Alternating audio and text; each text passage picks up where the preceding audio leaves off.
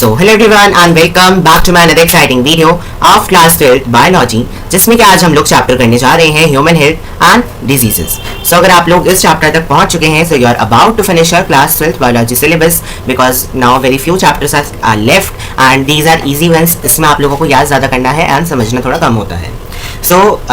ये जो हम चैप्टर पढ़ने जा रहे हैं ये हमारा class 9 why do we fall ill science का हमारा चैप्टर था, उससे ये हमारा चैप्टर थोड़ा थोड़ा आपको रिलेटेड लगने वाला है।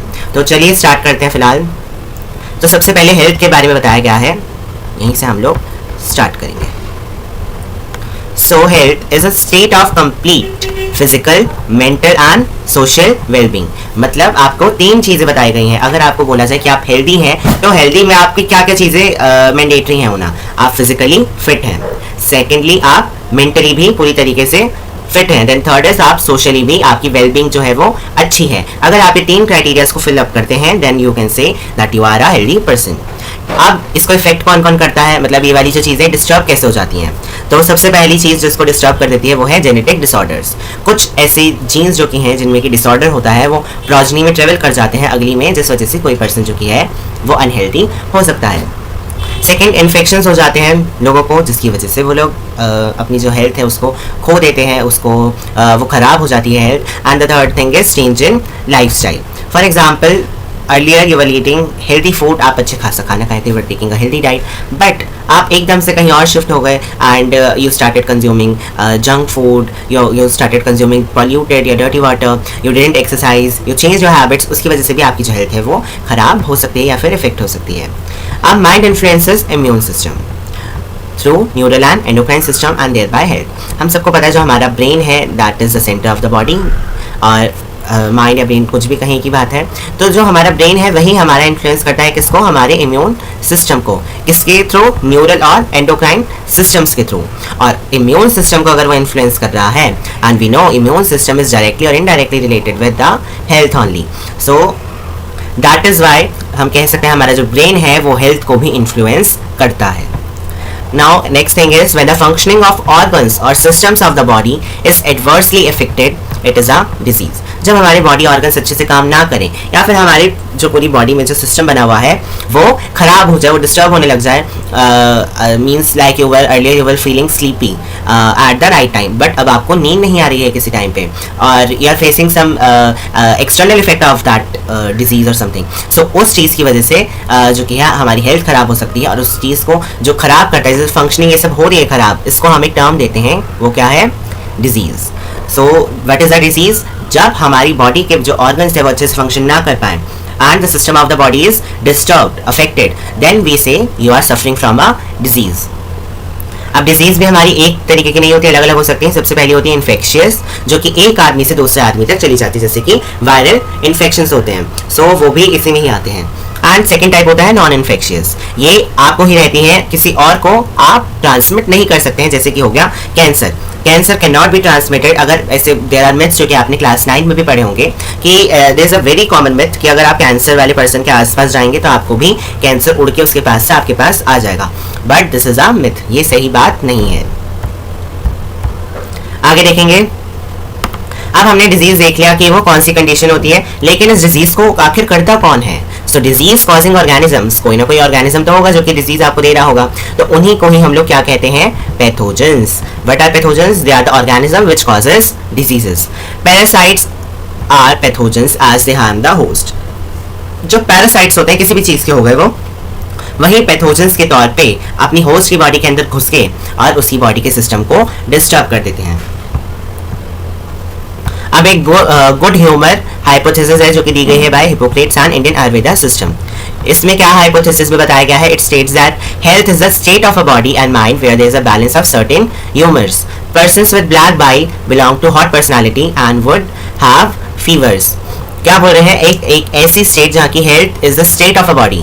हेल्थ जो क्या है वो क्या हो, बॉडी की एक स्टेट बताया गया है, जैसे कि सॉलिड स्टेट, लिक्विड स्टेट, उसी की तरीके से बॉडी की स्टेट को बताया गया है हेल्थ। एंड माइंड, और माइंड में क्या है आपके, बैलेंस ऑफ सर्टेन ह्यूमर्स। आपके माइंड में कुछ ना कुछ बातें चलती है तो उसको बैलेंस करने के लिए आपके पास माइंड है।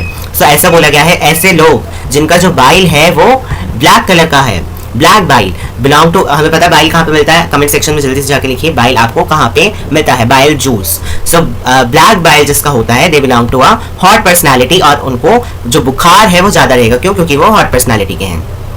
ऑब्वियसली ये एक हाइपोथेसिस था, ये हिपोक्रेट्स और इंडियन आयुर्वेदिक सिस्टम ने दिया था, जो कि अर्लियर टाइम पे दिया गया था, तो ऑफ कोर्स ये बिल्कुल सही बात नहीं होती है। विलियम हार्वे ने इसको, इस हाइपोथेसिस को बिल्कुल ही डिसअप्रूव कर दिया था, मना कर दिया था कि गलत बात बोल रहे हैं। उन्होंने डिस्कवर करा that blood circulation and demonstrated normal body temperature person with black bile using thermometer. उन्होंने देखा कि जिन लोगों का ब्लैक बाइल था वो हॉट पर्सनालिटी के नहीं थे, उनका भी बॉडी सर्कुलेशन और बॉडी टेम्परेचर जो कि था वो बिल्कुल ही नॉर्मल था। ऐसा कुछ भी देखने को नहीं मिलता है कि उनका जो उनको फीवर्स रहेगा या फिर उनकी हॉट पर्सनालिटी होगी। सो ये चीज़ इन्होंने बिल्कुल अच्छी तरीके से डिसअप्रूव कर दी थी। अब हम आ जाते हैं common infectious diseases in man. आखिर मैन को कौन कौन से डिजीजेज हो सकती हैं जो कि कौन सी हम पढ़ रहे हैं, इन्फेक्शियस, जो कि इन्फेक्ट कर जाती है एक से दूसरे के अंदर। तो सबसे पहले हम लोग पढ़ेंगे बैक्टीरियल डिजीजेस, जो कि बैक्टीरिया से ट्रांसफर हो जाती हैं। So see the number 1 is typhoid. Typhoid में जो पैथोजन है, ये बातें याद करने वाली हैं, जैसे इसमें समझने का कुछ है नहीं। पैथोजन कौन है टाइफाइड का? Salmonella typhi. You need to remember all the names because यही आपसे क्वेश्चन के फॉर्म में इसमें पूछे जाने वाले हैं। क्या है, कैसे आपके अंदर आ जाता है ये वाला पैथोजन? ये एंटर करता है through the it enter small intestine through the food and water. जब आप खाना या फिर पानी पीते हैं तो ये आपकी स्मॉल इंटेस्टाइन के अंदर घुस जाता है and migrates to the other organs via blood. अब एक बारी आपकी स्मॉल इंटेस्टाइन में आ जाए तो ये बाकी ऑर्गन तक भी अपने आप ही फैलता चला जाता है थ्रू द ब्लड ओनली। अब कैसे पता करें कि आपको ये वाली डिजीज है कि नहीं, ये वाली आपको बैक्टीरियल इन्फेक्शन है कि नहीं? तो इसके सिम्टम्स है कि आपका सस्टेन्ड हाई फीवर रहेगा, आपका जो टेम्परेचर है बॉडी का वो 39 डिग्री टू 40 डिग्री सेल्सियस तक रहने वाला है।